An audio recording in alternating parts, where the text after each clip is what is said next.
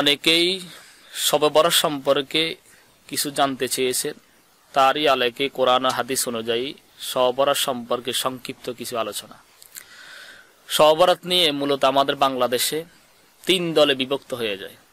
প্রথম দল হলো খুব বাড়াবাড়ি করে, তাদের নাম হলো বেরলবি বা বেদাতি। ইসলামে খুব বাড়াবাড়িকে পছন্দ করে না, যেমন আতশবাতি জ্বালানো এবং বিভিন্ন আয়োজন করা, লাল শালু গায়ে দিয়ে বসে থাকা, এটা ইসলাম সমর্থন করে না, এটা হলো খুব বাড়াবাড়ি করা। তাদের নাম হচ্ছে বেদাতি বা বেরলবি। তৃতীয় নম্বর দল হচ্ছে খুব সারাসারি করা। তিনারা বলতে চান ইসলামে শবে বরাত বলতে কিছুই নাই, অথচ তাদের এটা খুব ছাড়াছাড়ি হয়। আর তৃতীয় নম্বর হলো আমরা আহলে সুন্নাহ ওয়াল জামাত, আমাদের মত অনুযায়ী ইসলাম বাড়াবাড়ি পছন্দ করে না, খুব সারাসারি পছন্দ করে না, যতটুকু কোরআন হাদিস আছে ততটুকু অবশ্যই মানতে হবে। এরপরে যেটা বলতে হয় সেটা হলো আহলে হাদিস বাইরা বলতে চান, আহলে হাদিস বা লা মাযহাবি তারা বলতে চায় শবে বরাত বলতে হাদিসে কিছুই নেই। হ্যাঁ, অবশ্যই ওনার কথা ঠিক, শবে বরাত এই শব্দটা হাদিসে উল্লেখ নাই। কারণ হলো শবে বরাত এই শব্দটা হলো ফার্সি ভাষা। শব অর্থ রাত্র, বরাত অর্থ ভাগ্য বা মুক্তি। তো শবে বরাত অর্থ হয় ভাগ্যের রজনী বা মুক্তির রজনী। আমি ওনাদের কাছে বলবো নামাজ ও হাদিসের ভিতরে নাই, রোজা হাদিসে নাই। কারণ নামাজ এটা ফার্সি ভাষা, এর আরবি হলো সলাত। রোজা এটা ফার্সি ভাষা, এর আরবি হলো সাওম। যেমনিভাবে নামাজ আর রোজা হাদিসে নাই, সাওম আর সলাত আছে, ঠিক তেমনিভাবে শবে বরাত ফার্সি ভাষা হাদিসে থাকবে কেন? হাদিস তো এটা আরবি ভাষায়। শবে বরাত হাদিসে নাই, হাদিস আছে লাইলাতুন নিসফি মিন শাবান। এরপরে আলোচনা করতে হয় আল্লাহর হাবিব জনাবে মুহাম্মদুর রাসূলুল্লাহ সাল্লাল্লাহু আলাইহি সাল্লাম শবে বরাত সম্পর্কে একটা হাদিস বলেন নাই। ডজনের উপরে হাদিস শবে বরাত সম্পর্কে আছে। আম্মা আয়েশা সিদ্দিকা রাদিয়াল্লাহু তাআলা আনহা হাদিস বর্ণনা করেছেন, আলী রাদিয়াল্লাহু তাআলা হাদিস বর্ণনা করেছেন, তিরমিজিতে হাদিস আছে, ইবনে মাজাতে হাদিস আছে, বিভিন্ন কিতাবে সহিহ সূত্রে বর্ণিত হাদিস আছে। দুর্বল হাদিস পাওয়া যায়, জয়ীফ হাদিসও পাওয়া যায়। এখন আহলে হাদিস বাইরা কিছু কিছু লোকেরা বলতে চান, শায়েখরা বলেন যে জয়ীফ হাদিসের ভিতরে শবে বরাত আছে, এটা তো মানা যায় না। এই বিষয়টা বুঝার পূর্বে একটা বিষয় বোঝা দরকার, সেটা হলো শবে বরাত কারা মানে না। শবে বরাত মানে না কারা? কোরআন ও হাদিস জানে না যারা। একটু ব্যাখ্যা করলে বুঝবেন, সেটা হলো হাদিস যিনারা বর্ণনা করেছেন, এটা হাদিসের ক্লাসের ছাত্র যারা তারা বুঝবেন, বিজ্ঞ ওলামায়ে কেরাম বুঝবেন। হাদিস যারা বর্ণনা করেছেন এই সমস্ত সিরিয়ালটা 3 ধরনের হয়। 1 নম্বর উত্তম যোগ্যতা সম্পূর্ণ বর্ণনাকারী, 2 নম্বর মধ্যম যোগ্যতা সম্পূর্ণ বর্ণনাকারী, 3 নম্বর নিম্নতম যোগ্যতা সম্পূর্ণ বর্ণনাকারী। যেই সমস্ত হাদিস উত্তম যোগ্যতা সম্পূর্ণ বর্ণনাকারী বর্ণনা করেছেন ওই সকল হাদিসকে বলা হয় সহিহ হাদিস। আর মধ্যম পন্থা যোগ্যতা সম্পূর্ণ বর্ণনাকারী ওই সকল হাদিসকে বলা হয় হাসান হাদিস। নিম্নতম যোগ্যতা সম্পূর্ণ বর্ণনাকারীর হাদিসগুলোকে বলা হয় জয়ীফ হাদিস বা দুর্বল হাদিস।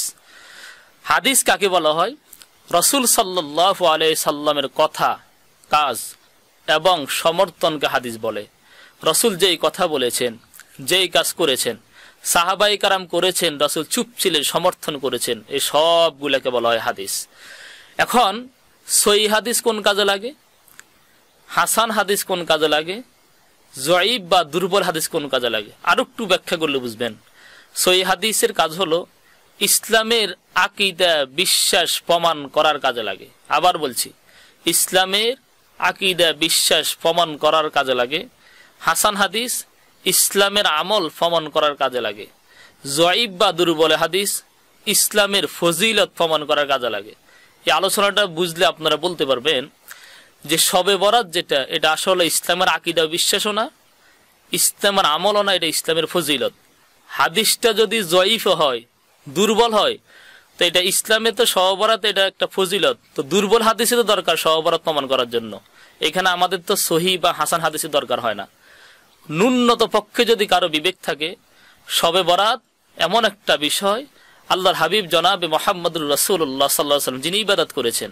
আয়েশা সিদ্দিকা রাদিয়াল্লাহু তাআলা আনহা বলেন, আমি শবে বরাত রজনীতে পয়গম্বরকে দেখলাম, তিনি আমার পাশে নাই। আমি এরপরে দৌড়ে দেখলাম কোথায় আছেন পয়গম্বর, দেখতে পেলাম তিনি জান্নাতুল বাকিতে আছেন। কান্নাকাটি করতেছেন। জিজ্ঞেস করলাম, ইয়া রাসূলুল্লাহ সাল্লাল্লাহু আলাইহি ওয়াসাল্লাম, আপনি কেন এই রজনীতে কাঁদেন? পয়গম্বর বলেন, তুমি কি জানো না এই রাত্রে বরাতের রাত্র, শবে বরাতের রাত্র, এটা মুক্তির রাত, এই জন্য উম্মতে মুহাম্মদের জন্য আল্লাহর কাছে কান্নাকাটি করতেছি। একটু যদি একটা হাদিস বলি বুঝবেন। আন আলী রাদিয়াল্লাহু তাআলা قال قال رسول الله صلى الله عليه وسلم اذا كان ليله النصف من شعبان فقوموا ليلها وصوموا نهارها فان الله تعالى ينزل فيها لغروب الشمس الى السماء الدنيا فيقول الا من مستغفر فاغفر له الا من مسترزق فارزقه الا من مبتلا فاعافيه আলা কাজা হাত্তা ইয়াতলু আল ফজর। এই হাদিসটা মা সাবাতা বিসুন্নাহ, তিরমিজি, ইবনে মাজাহ, বাইহাকি শরীফের ভিতরে আছে। আল্লাহর হাবিব সাল্লাল্লাহু আলাইহি ওয়াসাল্লাম বলতে চাচ্ছেন যে যখন লাইলাতুন নিসফি মিন শাবান তথা শবে বরাত হয়, তখন তোমরা ওই রাত্রি ইবাদত করো, পরের দিন রোজা রাখো। রাত্রি ইবাদত করা, পরের দিন রোজা রাখে, হাদিসের শব্দ। এরপরে পয়গম্বর বলেন, এই রাত্রির ভিতরে আল্লাহ তাআলা প্রথম আসমানে চলে আসেন, নিকটতম আসমান তথা জমিনের নিকটে প্রথম আসমানে চলে আসেন। এসে আল্লাহ তাআলা বলতে থাকেন, আসো কি কেউ অপরাধী, আমি আল্লাহর কাছে ক্ষমা চাবে, মাপ চাইবে, আমি আল্লাহ মাফ করে দিব। আছে কেউ কোনো অভাবী, আমি আল্লাহর কাছে চাবে, আমি আল্লাহ অভাব দূর করে দিব।